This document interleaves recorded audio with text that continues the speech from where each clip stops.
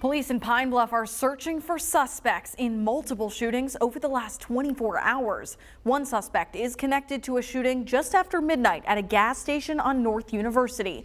This is 21-year-old Deontay Coleman, still wanted by police.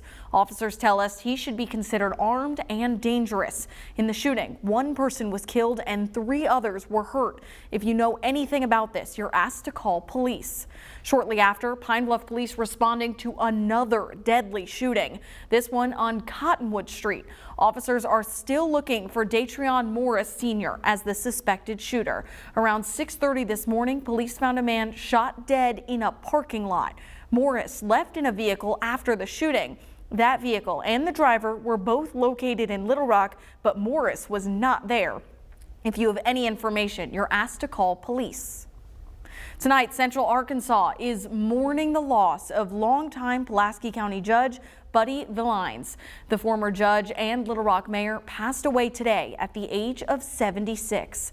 Villines served as the county judge for more than 2 decades, from 1991 to 2014.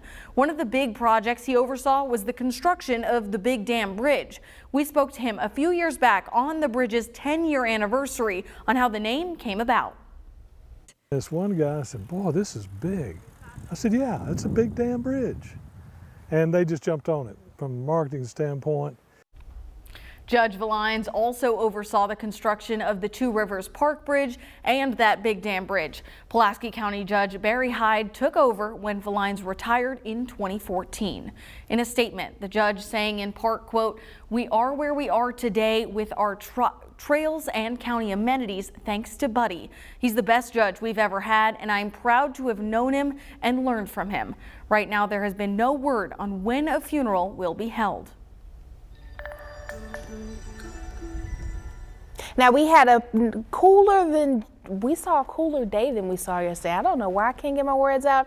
Bear with me, guys. We saw cooler temperatures than what we had yesterday with some extra clouds in the sky. It's been a pretty cloudy day. It's going to continue to be a cloudy night. Temperatures not looking to get too much cooler than where we are now. Right now we're hanging out in the upper 60s, looking to get down to the lower 60s, possible upper 50s, under overcast skies. Coming up in your full forecast, we're going to be tracking the next several days warm and dry to kick off the week, but we're going to see some unsettled weather conditions for that second half of the week, and we'll have another drought update coming up, so make sure you stick around.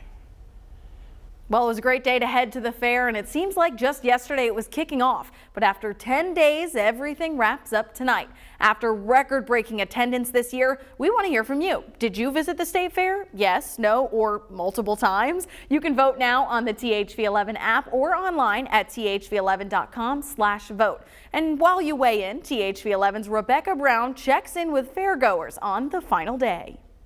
It's the last day of the Arkansas State Fair, and we're going out with a bang by riding what I consider some scary rides, eating some good food, and asking the tough questions. Favorite food or favorite part of coming to the fair to eat? So my favorite part is the food. I always have to get a jumbo corn dog and fried Oreos. There's an old saying that says when you're having fun, time flies by, and that's exactly what happened over the past 2 weeks. I like today is the fun rides is cool, and you can ride all the rides if you have this. How have you been on the rides? Have you been pretty confident on them? You're not scared? Are they scary? Yeah, they are. This year, the Arkansas State Fair saw record-breaking attendance. Not even counting today, 500,000 people walked through the gate this year, with a few rule changes, but they were all welcomed by fairgoers I spoke to. I like the fact that they have the ID bands. For the kids, that's my favorite part of like the safetiness for the kids is the fact they have the ID bands that we can put our names and numbers on, because these boys, they like to run. I like that they implemented the curfew. Right. The curfew is very good for our young teens out here, especially with the parents coming and accommodating the children as well, as you see us with the kids. There was once a time in my life where you couldn't even pay me enough money to get on any ride at the fair, but the bumper cars weren't so bad, because I learned today it's all about making memories. My favorite part about today is having fun with my family and going on lots of rides. Come out here with families, great memories. And eat the turkey leg. What Arkansas is about. We have to support our state. If we don't do it, nobody else will, you know. In Little Rock, Rebecca Brown, THV 11 News.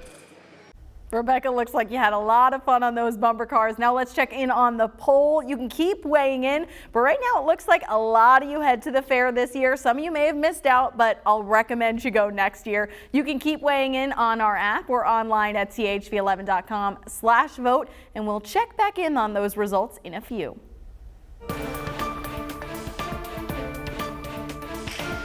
After a weekend off, members of Congress will return to the Capitol tomorrow with hopes of finally choosing a new House Speaker. This week will mark 3 weeks since Kevin McCarthy was ousted as Speaker in a historic vote. Since, the Republican-led House have had 3 failed attempts to elect his replacement. This morning on Face the Nation, Minority Leader of the Senate Mitch McConnell spoke about the dysfunction within the House. Well, I hope we're going to have a Speaker sometime soon. And it's a problem, but I hope it's going to get solved pretty quickly. Look, I'm not an expert on the House. I have my hands full here in the Senate, and we're going to do our job and hope the House can get functional here sometime soon. There are 9 House Republicans who say they want the speakership. Candidates will make their case tomorrow during a speaker forum. Until a speaker is chosen, the House can't pass any legislation. This includes extending government funding or aid for Ukraine or Israel. Meanwhile, explosions rock Gaza as night falls. Israel's military is preparing for a likely ground assault in response to Hamas's October 7th terror attacks. Israeli troops have been conducting raids to clear the area and gather intelligence about the Hamas hostages. Tina Kraus reports from Tel Aviv.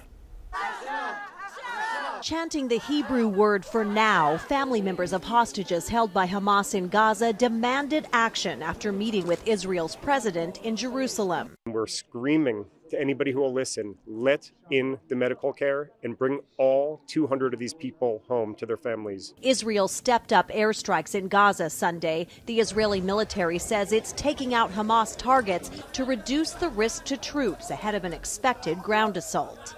At Gaza's border with Egypt, more humanitarian aid arrived, but it's just a fraction of what's desperately needed in Gaza, which has been sealed off amid Israel's concerns that any supplies could end up in the hands of Hamas. Palestinians with dual nationalities wait at the border, hoping to escape the violence. My home have a strike last night, and I have injury in my hand and in my head.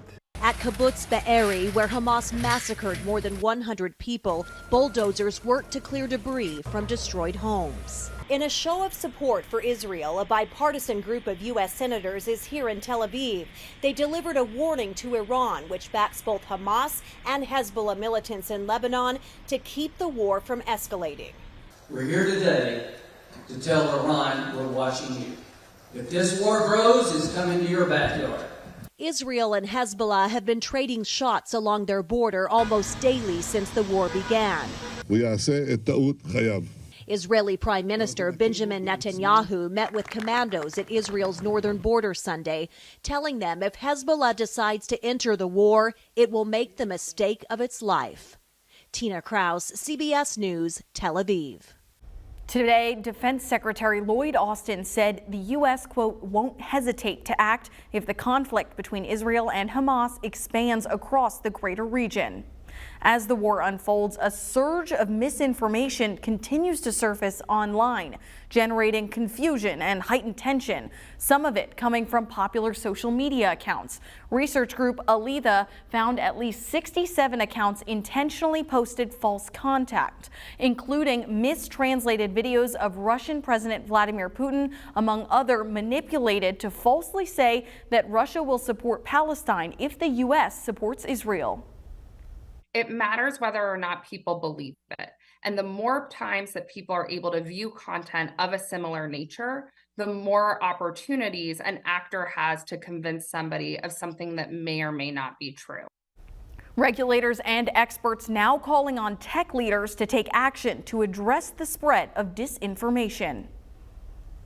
There's a big closure that could impact your morning commute tomorrow. We'll tell you what bridge is getting set to be demolished in just 2 minutes.